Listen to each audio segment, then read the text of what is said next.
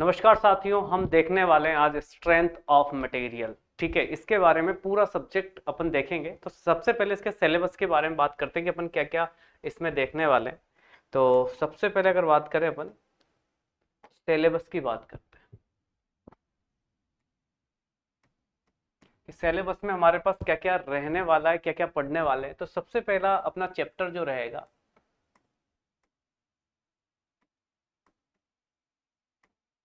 That is the हमारा पहला chapter रहेगा इंट्रोडक्शंस ऑफ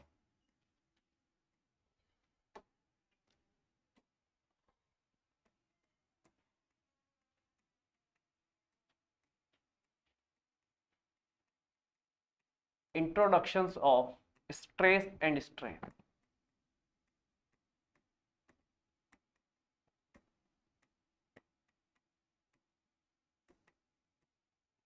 ठीक है, पहले चैप्टर में अपन क्या देखेंगे, अपन पढ़ेंगे कि स्ट्रेस क्या होता है, प्रतिबल क्या होता है, अपन देखेंगे स्ट्रेन क्या होता है। ठीक है, फिर अपन देखेंगे इसके बीच में कि इनके बीच में रिलेशंस क्या होते हैं, किस तरह से संबंध बनाया जाएगा इनके बीच में, जिसे हम हुक्स लॉ बोलेंगे।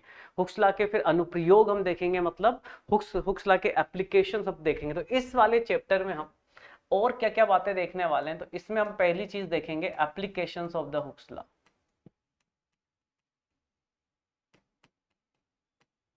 Applications of the Hooke's law.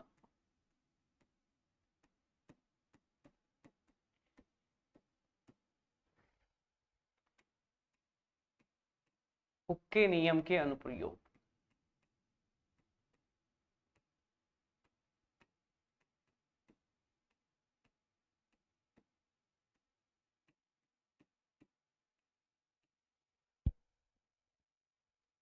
इसके बाद हम इसमें देखेंगे इलास्टिक कांस्टेंट।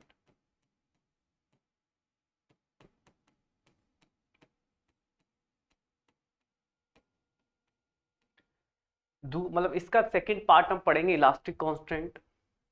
उसके बाद हम इसके तीसरे पार्ट में पढ़ेंगे स्ट्रेन एनर्जी।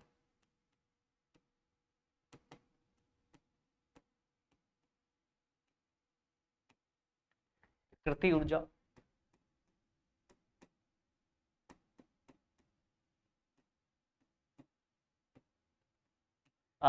इलास्टिक कांस्टेंट को अपन बोलते हैं प्रत्यास्थ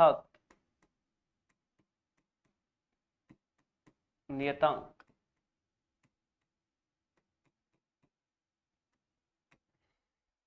ठीक है, इसके बाद अपन जो देखने वाले हैं थर्मल स्ट्रेसेस।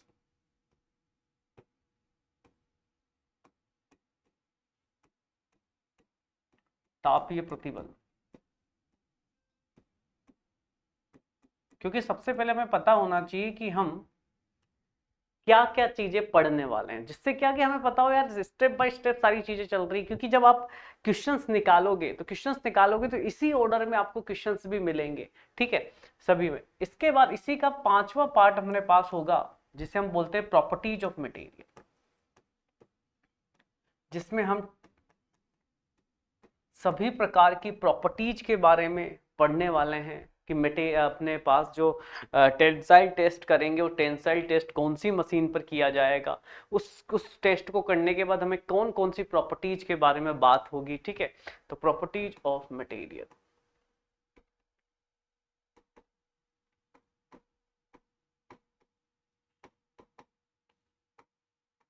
पदार्थों के गुणधर्म। ठीक है, तो ये चैप्टर फर्स्ट में हमारे पास 5 टॉपिक होंगे जिस पर हमें चर्चा करनी होगी। और लगभग लगभग 20-22 घंटे का यही एक टॉपिक है, सबसे बड़ा। ठीक है, उसके बाद चैप्टर नंबर सेकंड की अगर बात करें, चैप्टर नंबर जो सेकंड हमारे पास होगा, वो चैप्टर नंबर सेकंड हमारे पास होगा, that is called the SFD and BMD.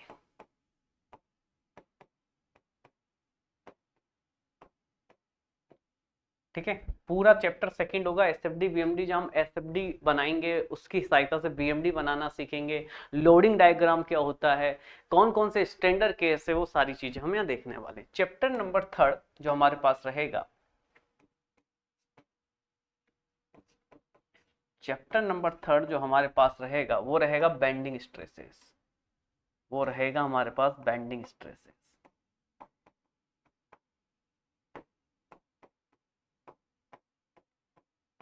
ठीक है, बेंडिंग स्ट्रेसेस। यहां इसे अगर हिंदी में बोलना चाहें तो यहां इसे बोलेंगे अपन अपरूपण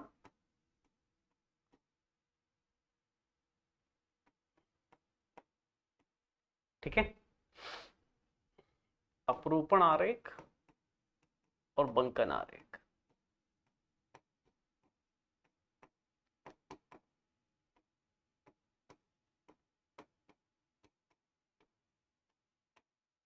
बेंडिंग स्ट्रेसेस, बंकन प्रतिबल।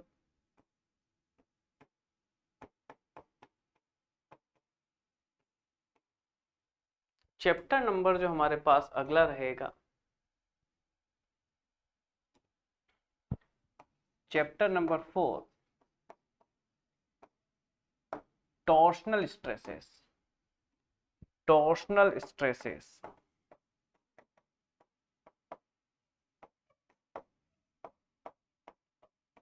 यानी मरोड़ प्रतिबल।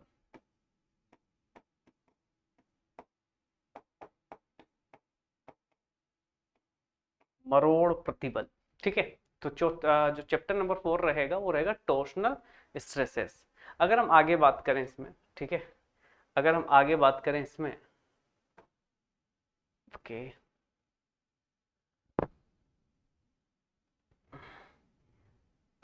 ठीक है, इसके बाद हमारे पास चैप्टर नंबर अगर हम बात करें 5th की,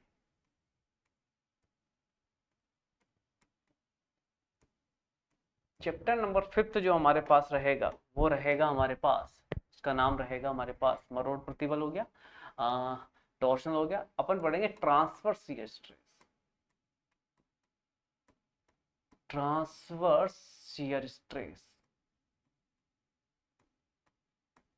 ठीक है, ट्रांसवर्स शियर स्ट्रेस या शियर स्ट्रेस डिस्ट्रीब्यूशन भी इसी को बोले, इसी चैप्टर को बोला जाता है। ठीक है, इसी को बोला जाता है। तो इसका नाम हमारे पास हो गया अपरूपण प्रतिबल।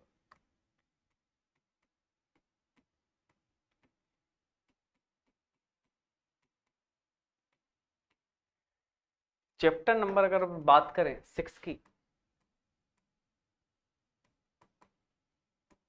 तो चैप्टर नंबर 6 हमारे पास रहेगा, चैप्टर नंबर 6 हमारे पास रहेगा, वो रहेगा हमारे पास struct and column.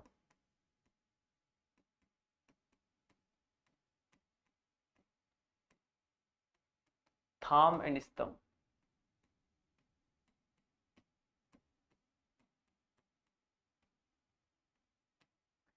Chapter number 6 के 6 हो गया। 7 की बात करें,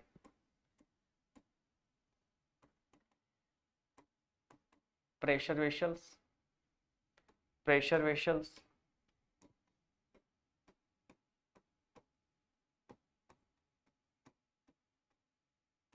दाब कोष। चैप्टर नंबर 7 हो गया। चैप्टर नंबर 8 अपन देखेंगे, चैप्टर नंबर 8 अपन देखेंगे। चैप्टर नंबर 8 हमारे पास क्या होगा, तो चैप्टर नंबर 8 हमारे पास होगा दोस्तों, ठीक है, इसके बाद अपन कॉम्प्लेक्स स्ट्रेसेस। अब कॉम्प्लेक्स स्ट्रेसेस में अपन देखेंगे प्रिंसिपल स्ट्रेसेस, प्रिंसिपल स्ट्रेन, पूरा का पूरा उसका एनालिसिस करेंगे। वो सारी चीजें अपन इस कॉम्प्लेक्स स्ट्रेस में देखने वाले हैं। इसी कॉम्प्लेक्स स्ट्रेस में अपन क्या क्या देखेंगे, प्रिंसिपल स्ट्रेस, एनालिसिस ऑफ, ऐसा लिखो इसको, analysis of, analysis of stress अपन पढ़ने वाले हैं इसमें, एनालिसिस ऑफ स्ट्रेन अपन पढ़ने वाले हैं इसमें,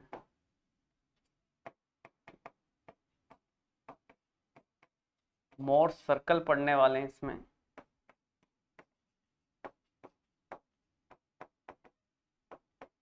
और थ्योरी ऑफ फेलियर पढ़ने वाले।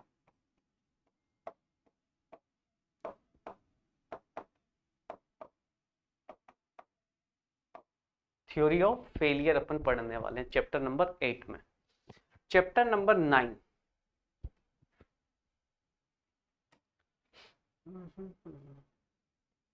चैप्टर नंबर 9 की बात अपन करें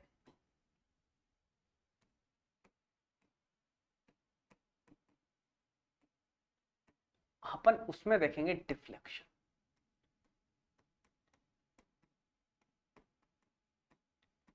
चैप्टर नंबर 9 हमारे पास होगा डिफ्लेक्शन। ठीक है, कितना डिफ्लेक्शन हमारे पास हो रहा है, ठीक है, वो हम पढ़ेंगे चैप्टर नंबर 9 में। वो अपन देखने वाले हैं चैप्टर नंबर 9 में, डिफ्लेक्शन। ठीक है,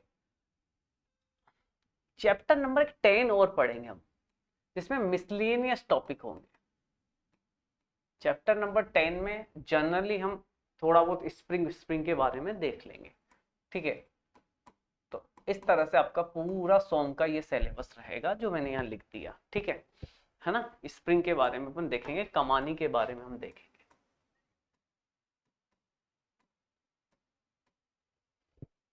कोई दिक्कत? ठीक है, डिफ्लेक्शन, विरूपण, तो ये सारे चैप्टर अपन पढ़ने वाले हैं 1 बाय 1 करके। ये अपना सिलेबस रहेगा, इस सिलेबस के अकॉर्डिंग हम सब कुछ करने वाले हैं। और आप जब क्वेश्चन बनाओगे किसी भी जेई लेवल के, तो आप चैप्टर वाइज बनाइए। जब आपका पहला चैप्टर पूरा हो जाए, तो इसके लगभग, अगर एसएससी में बात करूं मैं, जो पहला चैप्टर है, 120-130 क्वेश्चंस आपको सिविल ब्रांच में मिलेंगे और लगभग 100 क्वेश्चन आपको मैकेनिकल ब्रांच में मिलेंगे इसके। जब आप इसको पूरा पढ़ लें, उसके बाद आप क्वेश्चंस लगाइए, आप 1 टिक में क्वेश्चंस लगाते जाएंगे। तो चलिए, ये आपका सिलेबस है। सबसे पहले आप अपने सिलेबस से गो थ्रू हो लीजिए। पता होना चाहिए कि हम क्या क्या पढ़ने वाले हैं। जब तक सिलेबस ही पता नहीं होगा तो हम किस तरह से क्या करेंगे। तो इसलिए सबसे पहले एक तरीका होता है सिलेबस को पूरा कवर करने का। आई होप सो यहां तक बात समझ में आ गई होगी। ठीक है, अब हम आगे बढ़ते हैं। तो 1 बाय 1 हम आगे बढ़ते हैं, बात करते हैं। तो सबसे पहला चैप्टर स्टार्ट करते हैं। ठीक है, सबसे पहला चैप्टर हम स्टार्ट करते हैं।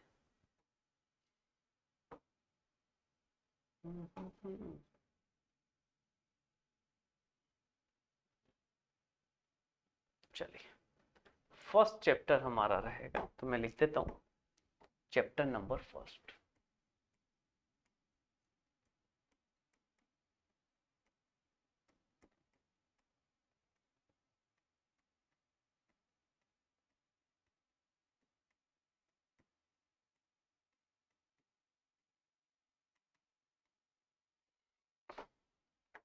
प्रतिबल तत्व, प्रतिबल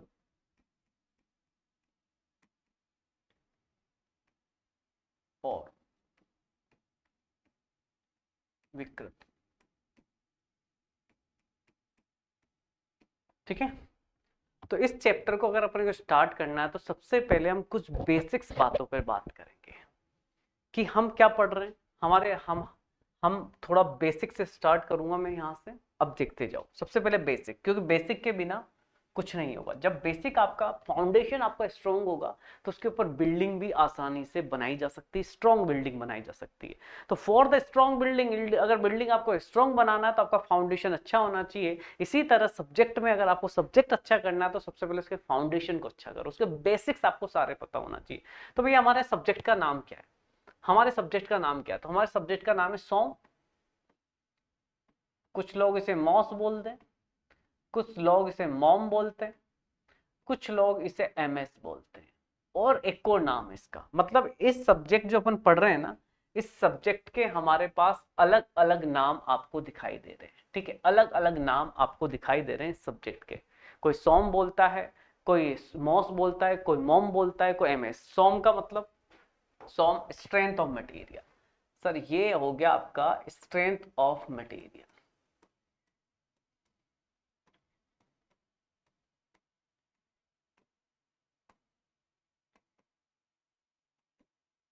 सर हो गया ये strength of material. MOS, mechanics of solid.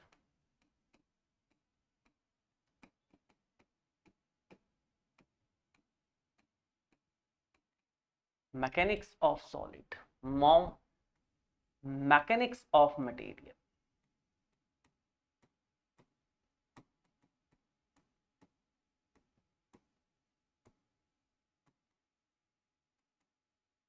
और एमएस, मैकेनिक्स ऑफ सॉलिड।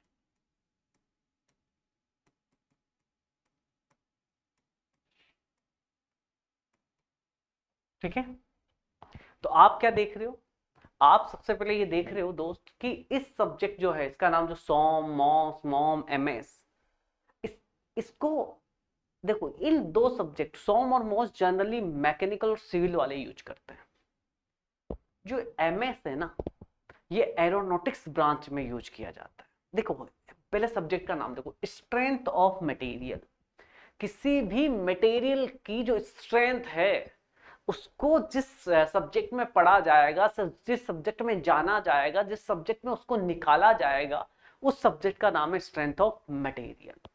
अब आप एक बात समझो, आपने एक ब्रिज बनाया दोस्त, ठीक है, आपने ब्रिज क्यों बनाया, आपने ब्रिज बनाया कि उस पर से कुछ ट्रक्स गुजरेंगे, कुछ कार्स गुजरेगी, कुछ मोटरसाइकिल गुजरेगी, तो आपने बनाया एक ब्रिज। अगर मान लो आपने उस ब्रिज पर एरोप्लेन उतार दिया, क्या आपने उसको एरोप्लेन के हिसाब से बनाया था? नहीं सर। हो सकता है जब उस पर एरोप्लेन उतरे तो ब्रिज कोलैप्स कर जाए। क्यों? क्योंकि उसकी जो स्ट्रेंथ थी, उसका जो स्ट्रेंथ था वो उस एरोप्लेन के उतारने के अकॉर्डिंग हमने डिजाइन नहीं किया। इसलिए हमें पता होना चाहिए कि हर एक मटेरियल का कितना स्ट्रेंथ है। स्ट्रेंथ का मतलब होता है वो कितना लोड बियर कर सकता है, कितना मैक्सिमम लोड वो ले सकता है, सहन कर सकता है, that is called the strength. अगर आपको स्ट्रेंथ पता नहीं होगी, आपने ब्रिज बना दिया ऐसे ही, पता लगा वो ब्रिज तो केवल 5 ट्रक एक साथ जा सकते थे। आपने जो ब्रिज बनाया था, आपने ब्रिज बनाया किसके लिए कि 5 ट्रक एक साथ जा सकते हैं, लेकिन पता लगा उसमें 10 ट्रक चल रहे हैं, तो टूट जाएगा कुछ टाइम के बाद। आपने कोई बिल्डिंग बनाई, अब बिल्डिंग में आपने कहा कि भाई जो बिल्डिंग का फाउंडेशन है वो केवल 2 मंजिल के लिए था, आपने 10 मंजिल खींच दिया, तो वो बियर ही नहीं कर पाएगा। तो इसलिए ये सब्जेक्ट हमें बताएगा कि किसी भी मटेरियल की कितनी स्ट्रेंथ हो सकती है। बात समझ में आ रही मेरी? ठीक है, ये जो सब्जेक्ट है ना, ये बहुत बारीक लेवल से स्टार्ट होता है। सुई, नीडल, सुई होती है जिससे अपन अपने जो ये बटन होते हैं, इस बटन को क्या करते हैं, इस कमीज में लगाते हैं सुई के सहायता से। तो आप एक बात समझना, वो सुई आपने ली और जब आपने इसमें पुश किया तो देखना वो सुई कभी बेंड नहीं होती है। सुई अगर बेंड हो गई तो कभी भी इस कमीज में ये बटन नहीं लगेगा। तो उस सुई को जब डिजाइन किया गया तो उसमें इतनी स्ट्रेंथ रखी गई कि आप जब उस पर लोड लगाओ तो उस लोड की वजह से बेंड नहीं होनी चाहिए। क्यों? अगर वो बेंड हो गई तो अपने फंक्शंस को परफॉर्म नहीं कर पाएगी। फंक्शन मतलब क्या था उसका, उसका कार्य, उसका फंक्शन क्या था, इस बटन को इस कमीज में सिलना। आई होप सो ये बात समझ में आ रही होगी आपको कि मैं क्या कहना चाह रहा हूं। आई होप सो ये बात समझ में आ रही होगी कि मैं क्या कहना चाह रहा हूं। बात समझ में आई यहां तक? यहां तक बात समझ में आई आपको? ठीक है, क्या हम आगे बढ़ जाएं? बिल्कुल सर। मैंने कहा कि ये सब्जेक्ट एक सुई, एक नीडल से स्टार्ट होता है और एक एरोप्लेन तक। कोई एरोप्लेन आपका कहां गया? एयर में गया, तो एयर के ड्रैग फोर्सेस उस पर आएंगे, एयर उस पर फोर्स लगाएगी, और मान लो उस फोर्स की वजह से उस एरोप्लेन, जो आपका एरोप्लेन था, अब मैं एरोप्लेन बनाऊं, मेरा एरोप्लेन है, ठीक है, उड़ रहा है भाई साहब। अब यहां से हवा तो आए, हवा क्या करेगी? फोर्स लगाएगी। अगर इस फोर्स की वजह से ये सरफेस यहां से इरोड कर गई, ये सरफेस यहां से टूट गई, तो एरोप्लेन क्या कर जाएगा? कोलैप्स कर जाएगा, एक्सीडेंट हो जाएगा उसका, खत्म हवा के हवा में। तो आप एरोप्लेन को इस तरह से डिजाइन करते हो कि उस पर आने वाला जो ड्रैग फोर्सेस है उससे वो बचा रहे, इतनी स्ट्रेंथ आप उसको प्रोवाइड करते हो। और कभी कभी आपने देखा होगा, एक बहुत एक फेमस इंसिडेंस हुआ था, एरोप्लेन का जो सीट होती है, एरोप्लेन पर फोर्स लगा, उस सीट में पहले से क्रैक था, तो फोर्स लगा तो उस क्रैक की वजह से वो सीट हट गई। अब जो लोग बैठे हुए थे वो लोगों, अब वहां उस पूरे प्लेन के अंदर हवा जा रही है एकदम, क्योंकि बहुत ऊंचाई पे था वो। ठीक है, तो ये इन सारी चीजों के लिए हमें क्या पढ़ना पड़ रहा है? Strength of material. तो हमारा सब्जेक्ट नीडल से लेकर एक एरोप्लेन तक की बात करता है, एक सबमरीन तक की बात करता है। ठीक है, ये है सब्जेक्ट की खासियत। अब बात करें कि सर ये सब्जेक्ट आया कहां से, ये सब्जेक्ट आया कहां से इसका ओरिजिन हुआ, कहां से इसका उद्भव हुआ, कहां से ये पैदा हुआ। तो भाई साहब आप है ना 3 चीजें देख रहे हो इसमें, तीन तीन नाम देखो इसमें। एक वर्ड आ रहा है कॉमन, क्या? मैकेनिक्स। तो चलिए बताइए, आपसे पूछ लिया हमने, आपसे हमने पूछ लिया कि भाई मैकेनिक्स क्या होता है, आपसे हमने पूछ लिया कि मैकेनिक्स क्या होता है दोस्त।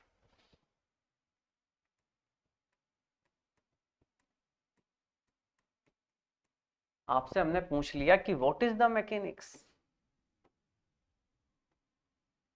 मैकेनिक्स क्या होता है। आपसे पूछ लिया कि बताओ यार मैकेनिक्स का डेफिनेशन बताओ, मैकेनिक्स का, मैकेनिक्स का डेफिनेशन बताओ कि मैकेनिक्स होता क्या है, व्हाट इज द मैकेनिक्स। तो भाई देखो मैकेनिक्स क्या है, it is the branch of science,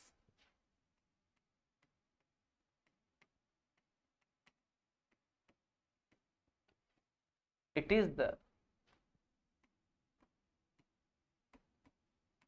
branch of science in which we study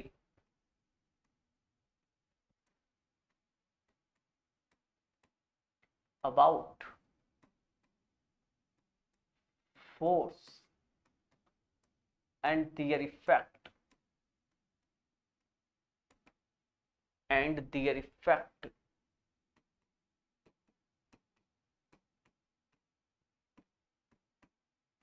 and their effect on the body। एक फोर्स और उसके प्रभाव का जो अध्ययन किया जाता है, फोर्स और उसके प्रभाव का अध्ययन,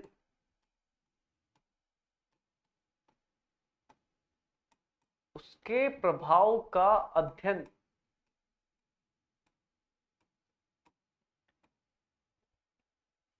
एक फोर्स उसके प्रभाव का अध्ययन जिस शाखा में किया जाएगा, विज्ञान की जिस शाखा में किया जाता है,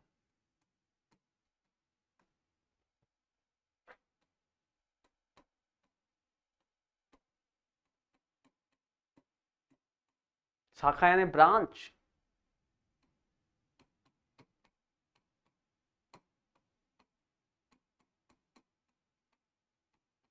उसे मैकेनिक्स कहते हैं।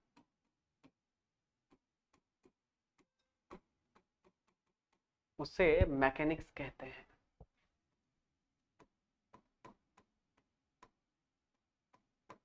उसे क्या कहते हैं, उसे हम कहते हैं मैकेनिक्स। बात समझ में आई यहां तक? आई होप सो यहां तक आपको अच्छे से बात समझ में आई होगी। आई होप यहां तक आपको अच्छे से बात समझ में आई होगी कि एक ऐसी विज्ञान मतलब साइंस की ऐसी ब्रांच जिसमें हम एक फोर्स और उसके इफेक्ट का स्टडी करते हैं, ठीक है, उससे हम क्या कहते हैं, मैकेनिक्स कहते हैं। तो भाई मैकेनिक्स में दो चीजें आ रही है, क्या क्या, मैकेनिक्स में दो चीजें आ रही है, एक आपने फोर्स आ रहा है और एक उसके इफेक्ट आ रहे हैं, ठीक है।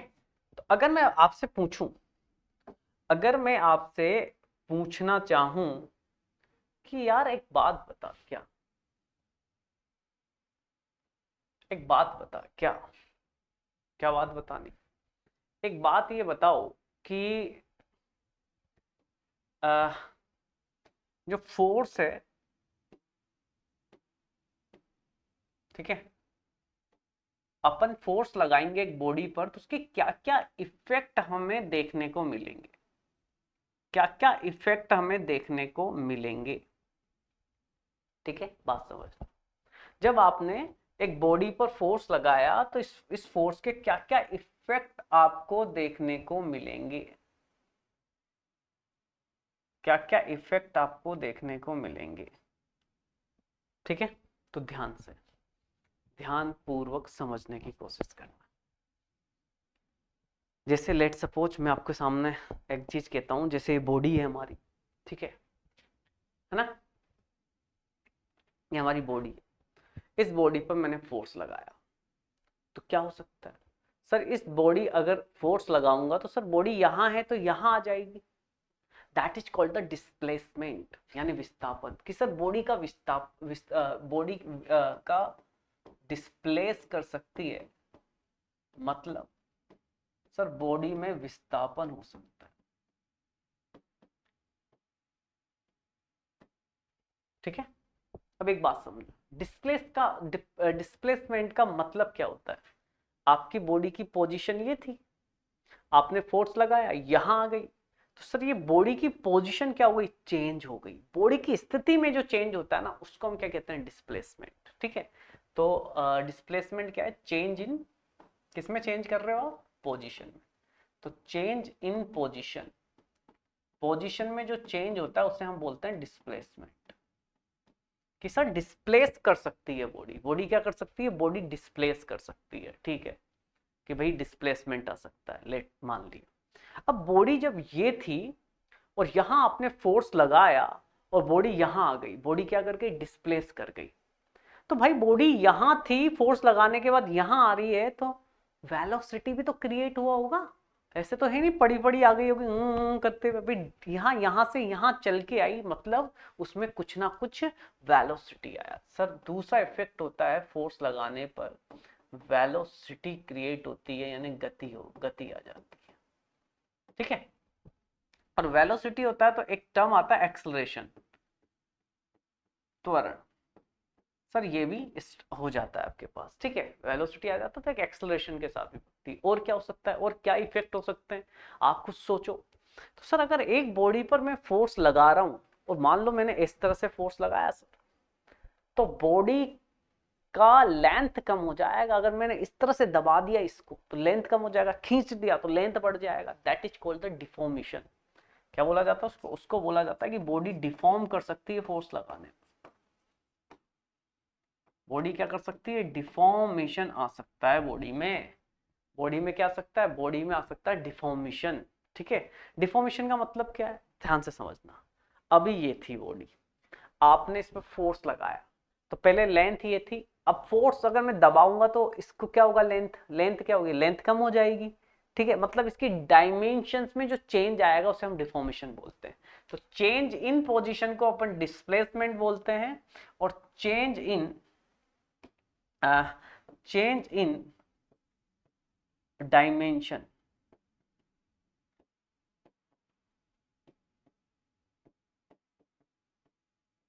डायमेंशंस में जो चेंज आएगा हम उसे डिफॉर्मेशन बोलते हैं। ठीक है, और एक आता है हमारे पास, ये सारे आने के बाद एक हमारे पास आता है स्ट्रेस, जो हम देखेंगे। ठीक है, तो जनरली एक फोर्स का एक बॉडी पर क्या इफेक्ट हो सकते हैं, तो ये 5 इफेक्ट जनरली देखने को मिलते हैं। ठीक है, जनरली ये 5 इफेक्ट देखने को मिलते हैं।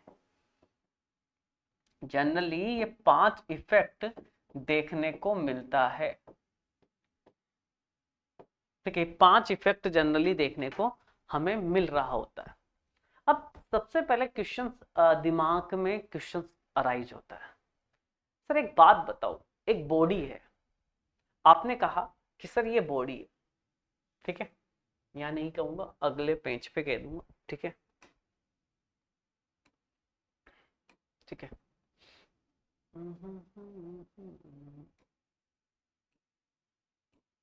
ठीक है, अगले इस पे समझना। सर एक बॉडी है,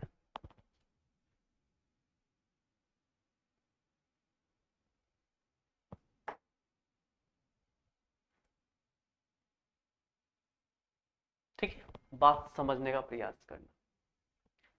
ये बॉडी की इनिशियल पोजीशन,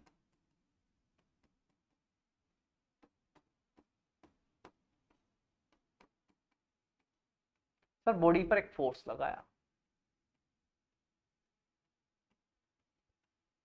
और अपन ने देखा कि बॉडी यहां आ गई।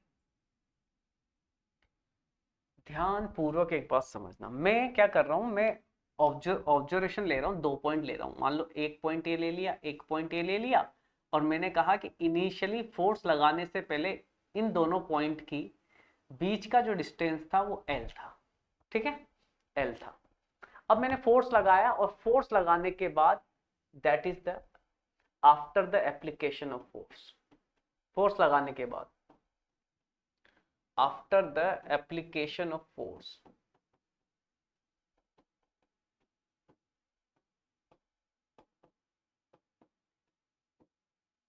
फोर्स लगाने के बाद मैंने देखा कि यही दो पार्टिकल के बीच की डिस्टेंस हो गई एल डैश।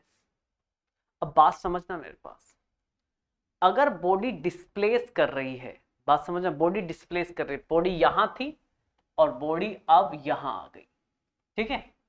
तो जब भी बॉडी डिस्प्लेस करती है ना दोस्त, जब भी आपकी बॉडी ये है और ये बॉडी यहां से यहां आ गई, जब भी बॉडी डिस्प्लेस करती है तो इसकी शेप, साइज और डायमेंशंस चेंज नहीं होती है। बात समझ रहे हो मेरी?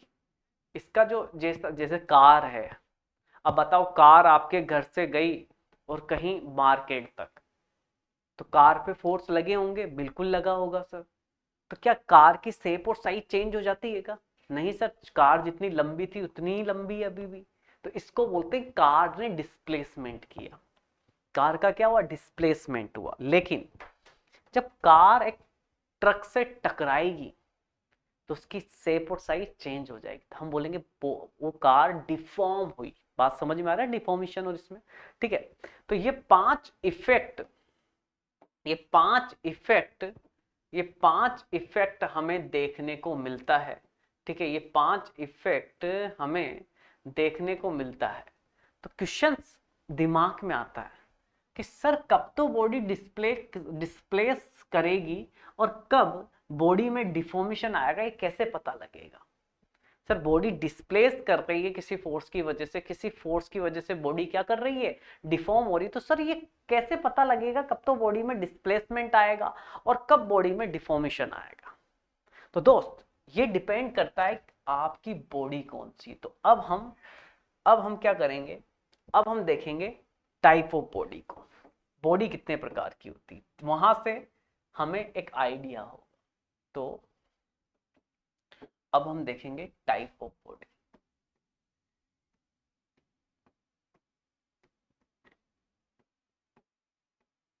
ठीक है, बॉडी के प्रकार। तो बॉडी को दो प्रकार से बांटा जाता है, एक बोला जाता है सॉलिड और दूसरे को कहते हैं फ्लूइड। बॉडी को दो प्रकार से हम क्लासिफाई कर सकते हैं।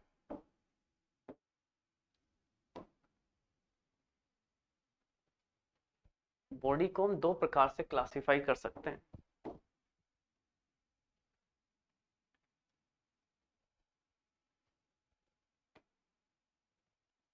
एक सॉलिड,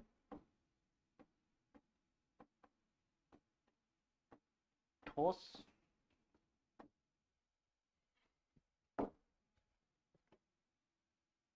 दूसरा फ्लूइड,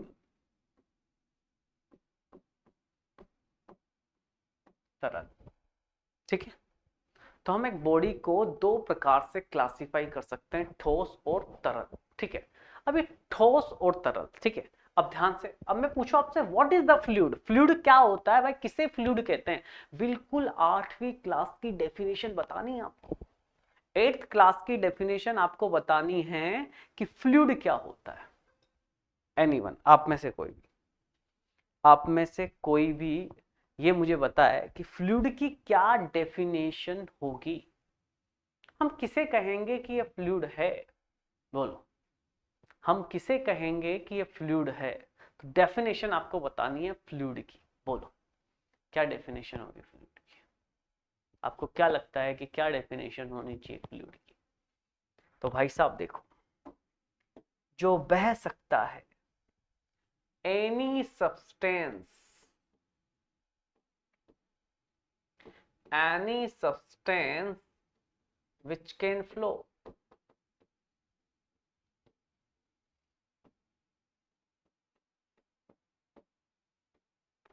हर एक वो सब्सटेंस जो फ्लो हो सकता है, जो बह सकता है, हम उसे क्या कहते हैं? फ्लूइड। बहुत सिंपल डेफिनेशन की बात की मैंने। फिर तुम एफएम पढ़ोगे तो वहां तुम्हें पढ़ाया जाएगा कि क्या, जब उस एक स्मॉल सा सीयर फोर्स लगा है तो वो डिफॉर्म होता था कहे कंटिन्यूस। नहीं, अपन को बेसिक डेफिनेशन 8वीं क्लास का एक बच्चा भी इसको इसको जान सके। हाँ सर, जो चीज बहती है ना हम उसे फ्लूइड कहते हैं। सर हवा बहती है, सर पानी बहता है, सर पेट्रोल बहता है, तो हम इसे फ्लूइड बोलते हैं सर। जो बहता है उसे हम क्या कहते हैं, फ्लूइड। अब बात करें सॉलिड की, तो ये कंसर्न नहीं है मेरा, मतलब मुझे ये पढ़ाना नहीं है। अब मैं सॉलिड की बात करूं तो मेरे पास दो प्रकार से सॉलिड को क्लासिफाई कर सकते हैं। सॉलिड को हम दो प्रकार से सॉलिड को क्लासिफाई कर सकते हैं। एक होता है हमारे पास रिजिड बॉडी, और एक होता है हमारे पास रिजिड बॉडी और डिफॉर्मेबल बॉडी।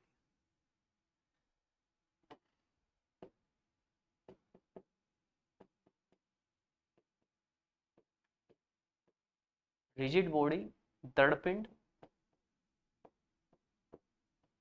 और एक होता है हमारे पास डिफॉर्मेबल बॉडी विरूपीय पिंड।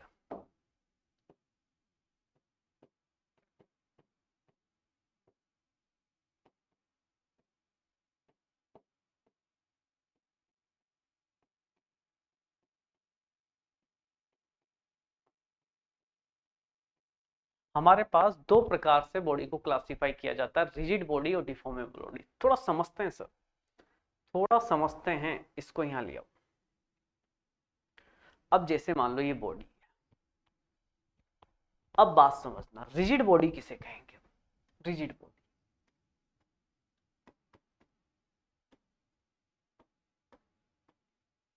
रिजिड बॉडी, अब ध्यान समझ, जैसे ये बॉडी है, हमने फोर्स लगाया, तो ये है before the application of force, before the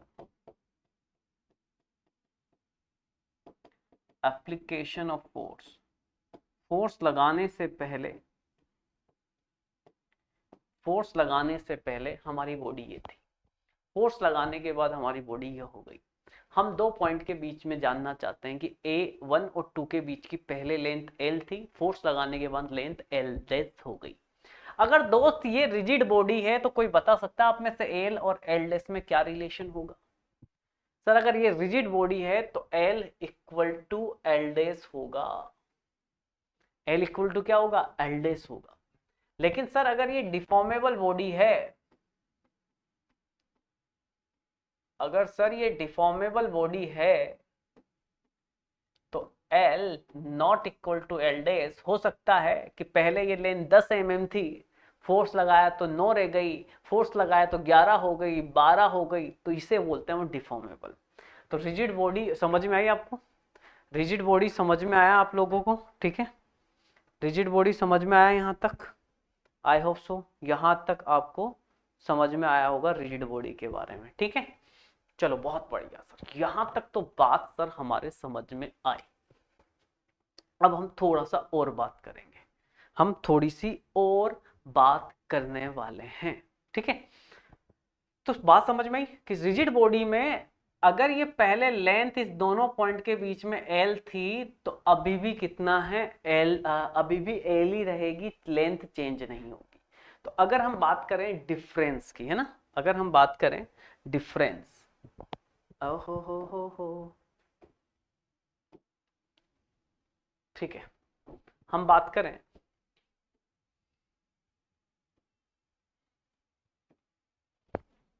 difference between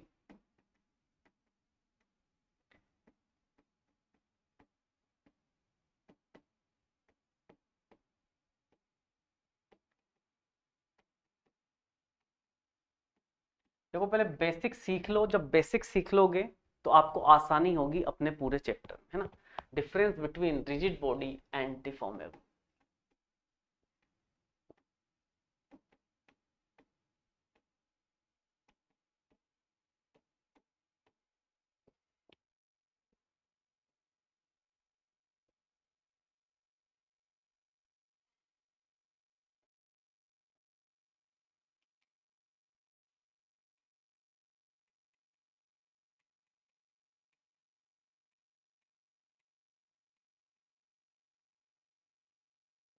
दृढ़पिंड,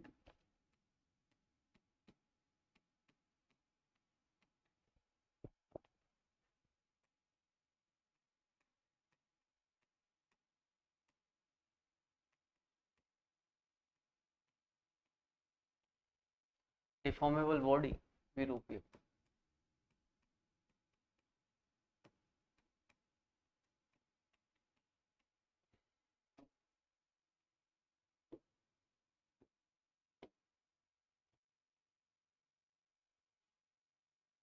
देखिए पहला पॉइंट समझने का प्रयास करना। क्या है पहला पॉइंट? पहला पॉइंट समझने का प्रयास करना कि सर अगर कोई रिजिड बॉडी है तो उसके अंदर जो रिलेटिव पोजीशन होगी दो पार्टिकल के बीच में, दो कणों के मध्य की जो सापेक्ष स्थिति है वो चेंज नहीं होगी। बात समझ में? तो आप लिख सकते हो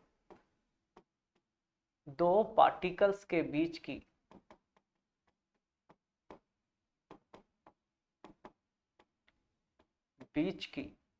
सापेक्ष स्थिति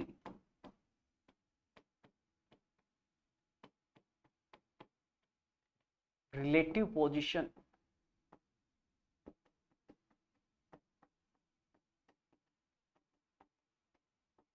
फोर्स लगाने के बाद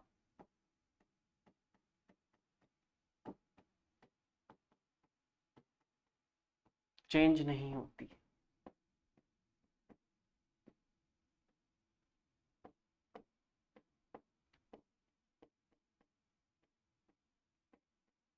जबकि डिफॉर्मेबल बॉडी में क्या होगा, दो कणों के बीच की जो सापेक्ष स्थिति थी वो चेंज हो जाएगी।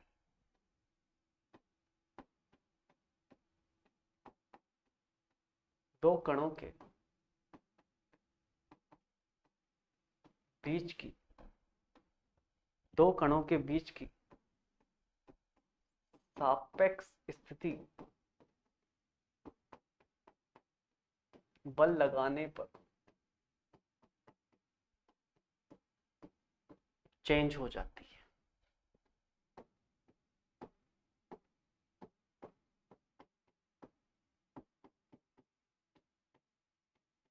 ठीक है? जो सापेक्ष स्थिति, जो रिलेटिव पोजीशन में चेंज होता है ना, जो रिलेटिव पोजीशन में चेंज होता है, change in relative position,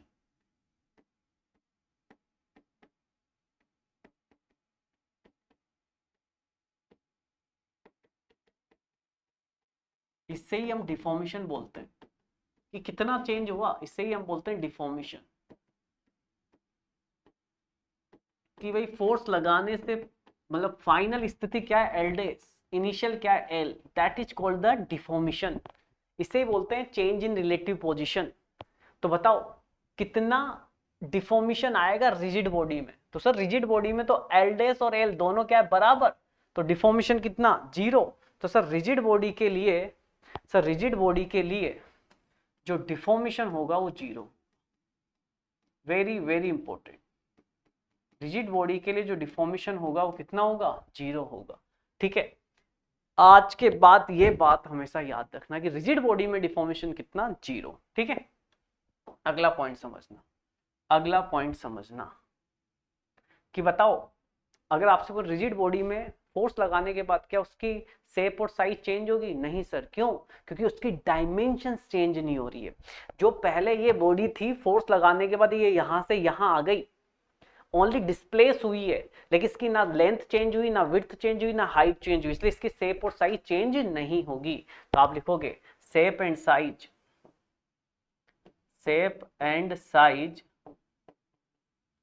same रहती है।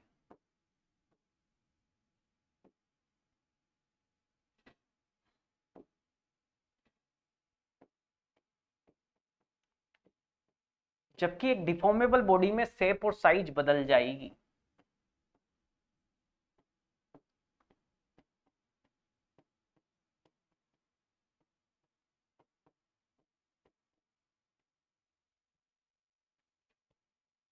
शेप एंड साइज चेंज होती है।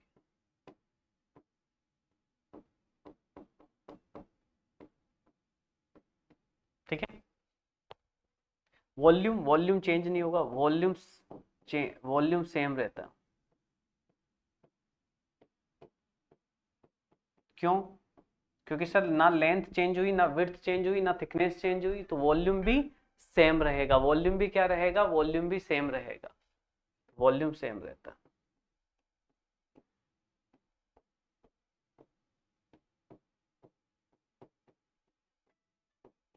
इतनी बात समझ में आ गई? इतनी बात समझ में आ गई आपको?